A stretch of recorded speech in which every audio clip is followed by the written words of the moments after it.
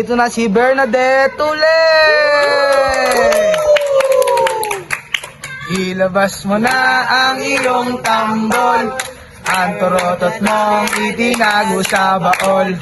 Pwede kang gumamit ng kutsara tinidor habang may sumisipol. So ngayon, nandito tayo sa Face to Face Part 1! Ngayon, ipapakilala ko ngayon sa inyo si B1 at si B2!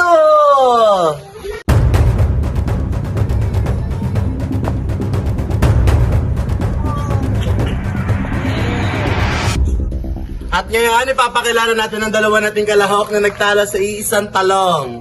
Nandito na ang una nating kalahok na si Felicia!